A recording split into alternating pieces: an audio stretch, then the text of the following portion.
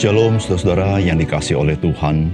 Alkitab mengajarkan kepada kita sebagai orang percaya untuk kita bersuka cita senantiasa. Saudara, di tengah-tengah dunia yang seperti ini, apakah memungkinkan kita bisa bersuka cita senantiasa?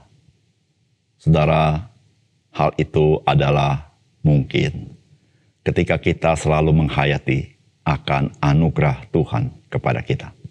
Salam jumpa dalam program Tuhan adalah Gembalaku. Saudara, hari ini kita memulai perjalanan iman kita bersama dengan surat Efesus. Saudara, surat Efesus adalah surat yang ditulis oleh Rasul Paulus kepada gereja di kota Efesus. Saudara, surat ini ditulis kurang lebih tahun 62 Masehi. Dan saudara, surat ini ditulis dari penjara. Saudara, kota Efesus pada zaman itu adalah kota besar, kota perdagangan, kota yang sangat sibuk. Tetapi di kota Efesus juga saudara ada kuil yang disebut dengan kuil Diana atau kuil Artemis. Di mana saudara banyak orang-orang datang ke kota Efesus untuk menyembah Dewi Artemis di kuil yang besar itu. Saudara, Dewi Artemis adalah dewi kesuburan. Saudara, tidak heran saudara orang-orang pada menyembah kepada Dewi Artemis supaya mereka pun mengalami kesuburan di dalam pertanian mereka dan banyak hal yang mereka kerjakan. Saudara, Rasul Paulus mengunjungi kota Efesus pada perjalanan misi yang kedua, yang kemudian ia tinggalkan, dan di sana ada Priscilla dan Aquila melayani di kota Efesus. Dan pada perjalanan misi yang ketiga, maka Rasul Paulus tinggal di kota Efesus selama 3 tahun, yang dia katakan karena di sana ada kesempatan bagi dia melayani. Saudara, dari surat ini kita bisa mengetahui apa yang menjadi concern Rasul Paulus untuk menjadi concern daripada gereja. Saudara, mari kita membaca Efesus pasal 1 ayat 1-8.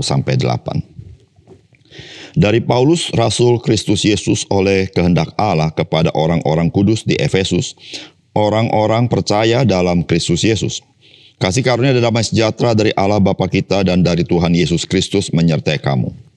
Terpujilah Allah dan Bapa Tuhan kita Yesus Kristus yang dalam Kristus telah mengaruniakan kepada kita segala berkat rohani di dalam sorga. Sebab di dalam Dia Allah telah memilih kita sebelum dunia dijadikan, supaya kita kudus dan tak bercacat di hadapannya. Dalam kasih Ia telah menentukan kita dari semula oleh Yesus Kristus untuk menjadi anak-anaknya, sesuai dengan kerelaan kehendak-Nya. Supaya terpujilah kasih karunia yang mulia yang dikaruniakannya kepada kita di dalam Dia yang dikasihinya. Sebab di dalam Dia dan oleh darahnya kita beroleh penebusan, yaitu pengampunan dosa, menurut kekayaan kasih karunia-Nya yang dilimpahkannya kepada kita dalam segala hikmat dan pengertian. Saudara yang dikasihi oleh Tuhan, Rasul Paulus memulai suratnya dengan mengatakan bahwa kerasulannya itu adalah kehendak Allah. Saudara, memang kita tahu latar belakang Rasul Paulus adalah latar belakang seorang pemimpin agama Yahudi pada zaman itu, dan dia seorang Farisi. Saudara, dia adalah keturunan asli orang Israel dari keturunan Benyamin dan taat kepada Taurat. Dan bukan itu saja, dia seorang yang membenci kekristenan. Bahkan dia hendak menangkap orang Kristen dan menganiaya orang Kristen. Dan dia setuju kalau orang Kristen dianiaya. Saudara, tetapi dalam perjalanan ke Damsyik, dia berjumpa dengan Kristus yang menampakkan diri. Saudara, disitulah seorang Saulus bertobat, mencintai Tuhan Yesus, dan pada saat itulah Tuhan Yesus mengutus dia untuk melayani sebagai rasul, khususnya bagi orang-orang non-Yahudi. Saudara, di awal surat ini, Rasul Paulus berbicara tentang kasih karunia yang besar yang Allah berikan kepada kita sebagai orang-orang percaya. Saudara, ketika kita menghayati akan kasih karunia Tuhan, maka kita barulah menghargai apa yang Tuhan berikan kepada kita. Dan kita terdorong untuk hidup sesuai dengan kasih karunia yang Tuhan berikan kepada kita. Saudara, apakah pesan firman Tuhan bagi kita? Saudara, yang pertama, kita selalu menjadi orang yang bersyukur dengan menikmati berkat-berkat rohani yang sorgawi itu karena kasih Tuhan yang tidak bersyarat kepada kita sebagai orang percaya.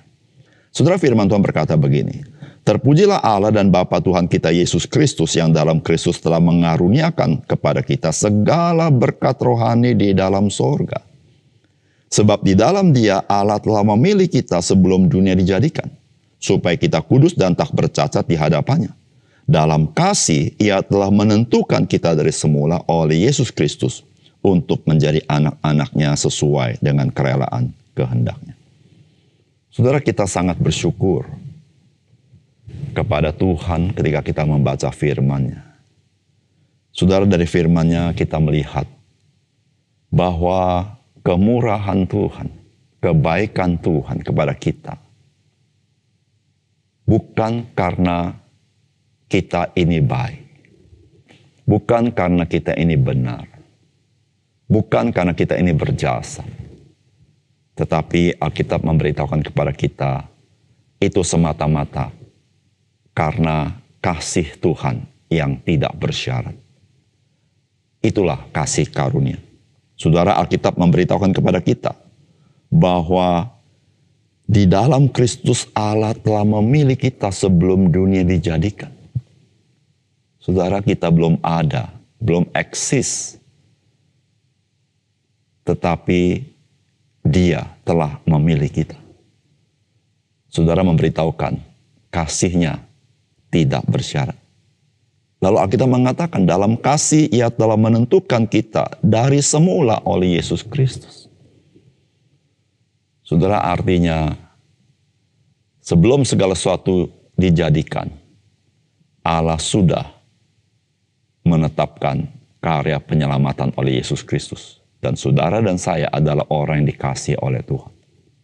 Saudara, disitulah saudara-saudara yang menjadi dasar Tuhan memberikan segala berkat rohani yang di sorga bagi kita.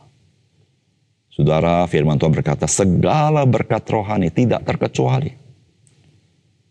Artinya apa, saudara? Artinya, saudara, apapun kebutuhan saudara dan saya, meskipun kebutuhan kita berbeda-beda, tetapi berkat rohani itu pasti cocok dengan kebutuhan kita.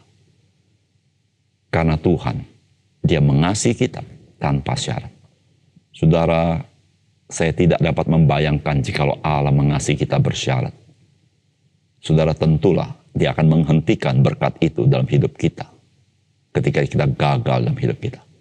Tetapi saudara, kita bersyukur. Alkitab mengatakan, cukuplah kasih karuniaku kepadamu, karena dalam kelemahanlah kuasaku sempurna. Saudara, bukankah itu kasih yang tidak bersyarat? Di situ kita bisa bersyukur selalu kepada Tuhan apapun yang kita alami dalam hidup kita. Saudara, yang kedua, dalam kasih karunia Tuhan, kita menjadi anak-anak Allah yang kudus dan tidak bercacat di hadapannya. Saudara, firman Tuhan berkata, sebab di dalam Dia, yaitu di dalam Kristus, Allah telah memilih kita sebelum dunia dijadikan supaya kita kudus dan tak bercacat di hadapannya. Dalam kasih Ia telah menentukan kita dari semula oleh Yesus Kristus untuk menjadi anak-anak-Nya, sesuai dengan kerelaan kehendak-Nya, supaya terpujilah kasih karunia yang mulia yang dikaruniakannya kepada kita di dalam Dia yang dikasihi-Nya. Sebab di dalam Dia dan oleh darah-Nya, kita beroleh penebusan, yaitu pengampunan dosa, menurut kekayaan kasih karunia-Nya yang dilimpahkannya kepada kita dalam segala hikmat dan pengertian. Saudara, firman Tuhan hari ini sangat luar biasa mengatakan bahwa kita ditentukan sejak semula oleh Yesus Kristus untuk menjadi anak-anaknya sesuai dengan kerelaan kehendaknya. Saudara, menjadi anak-anak Allah, saudara, itu semata-mata kasih karunia Tuhan di dalam Kristus kepada kita. Saudara, siapakah kita sehingga kita boleh menjadi anak-anaknya? Saudara, menjadi anak-anaknya itu artinya kita adalah ahli waris kerajaan Allah itu. Saudara, seberapa hebat kerajaan Allah itu, saudara. Saudara, Alkitab mengatakan bahwa kita dipilih sebelum dunia dijadikan supaya kita ini kudus tak bercacat di hadapannya. Saudara, siapa kita sehingga kita boleh menjadi anak-anak Allah, ahli waris kerajaan Allah? Saudara, bukankah dalam kerajaan Allah hanya orang-orang yang tidak bercacat dan tidak bernoda, tidak berdosa bisa berada di dalamnya? Saudara, jikalau kita merenungkan diri kita, saudara, kita tidak pernah bisa sempurna. Kita tidak pernah bisa tidak bercacat. Saudara, kita menjadi anak-anak Allah semata-mata karena karya Kristus di atas kayu salib. Jikalau kita bisa tidak bercacat pada akhirnya. Saudara, Alkitab berkata begini, sebab di dalam Kristus dan oleh darahnya, kita beroleh penebusan yaitu pengampunan dosa, menurut kekayaan kasih karunia-Nya yang dilimpahkannya kepada kita dalam segala hikmat dan pengertian. Saudara, kita bisa tidak bercacat, tidak bernoda, itu karena darahnya yang menebus kita. Dan itulah pengampunan dosa menurut kekayaan kasih karunia-Nya. Saudara yang kasih dalam Tuhan, kita bersyukur kepada Tuhan kalau kita boleh menjadi anak-anak Allah. Kita tidak pernah sempurna, tetapi Kristus, Dialah yang membuat kita menjadi kudus, tidak bercacat di hadapannya. Saudara, kita bersyukur. Itulah jaminan, kepastian akan keselamatan yang Tuhan berikan kepada kita berdasarkan karya Kristus bagi kita. Mari kita berdoa. Bapa surga, terima kasih untuk kebenaran firman. Biarlah Tuhan meteraikan firman dalam hati kami, supaya kami senantiasa mengingat kasih karunia Tuhan, sehingga kami tidak menjadi khawatir, kami tidak menjadi putus asa, kami selalu menjadi orang bersyukur kepada Tuhan. Bahkan kami boleh hidup menjadi anak-anak Tuhan yang menuruti kehendak Bapa di surga. Terima kasih Tuhan, dalam nama Tuhan Yesus kami berdoa. Amin.